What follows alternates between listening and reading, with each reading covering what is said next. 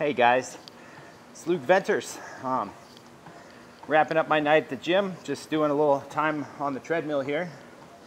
Thought about leaving and going down to the lake and doing my little running and jogging and steps for the day out there, but I kind of like the treadmill. A lot of people hate it, but I don't. I like the incessant, endless hum of the treadmill. It helps you keep a good pace.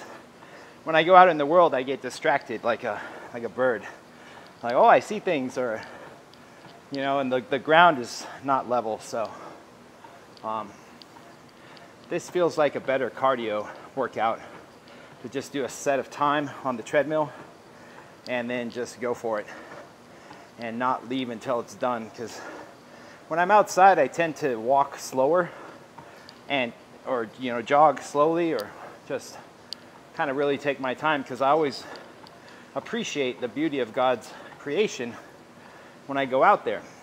And so I'm going to stay here and do this, but I just wanted to make a video for you guys and encourage you towards God's grace and forgiveness, and remind you that God loves you, and that as we are loved by God, we are called to love people in our lives that may not be so easy to love sometimes, or might frustrate us or withhold from us forgiveness that we want.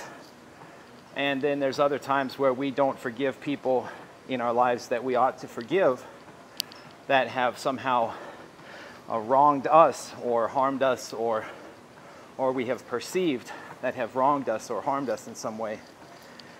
And so I just wanted to remind you guys that God loves you, and that I love you, and that I hope that you can then take God's love and share it with people, because I think it was Mother Teresa said that we're called to be Christ to other people, because that's the only Jesus they might see that day. You know, like if you see a homeless person and you just drive by like everybody else, or if you do a U-turn and go to the gas station and buy a Gatorade and a bag of peanuts and take it to them, and ask them maybe if you can give them a ride somewhere, or if you're in a position to do so and you feel safe doing it. I've even brought people like that to my home before and let them use my shower and sleep on my couch. There have been a couple of times when it was kind of a tenuous situation, because you never know who has mental or spiritual or emotional problems that they might bring into your home. So that can be risky, especially if you have a family. So, but I do recommend that you go to those people and just let them know that you see them, because Mother Teresa also said the most widespread disease in this world is not AIDS or tuberculosis or any of these, but rather a disease of the spirit. People that have such a hunger and such a need to be seen by another human being, and just to know that for a second you see them in their misery, or in their hardship, or in their ugliness, or in their sickness, or in their pain and their sorrow and their loneliness. And it's very important, because you never know how long those people will be alive, or whether or not that will be the last time anybody ever lets them know that in this life. And that could be a gift that you could give somebody that they'll carry with them until they die. And these are the things that allow you to store up treasures in the kingdom of heaven, as we are called to do. We're not called to hoard riches and personal possessions in this life.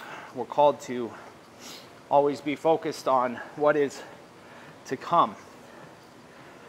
And if you keep your eyes on the prize, as it were, and you trust in God, then He won't lead you astray. So remember that, and keep your heads up, keep your eyes focused on Christ, and you'll be fine. God bless you. Bye-bye.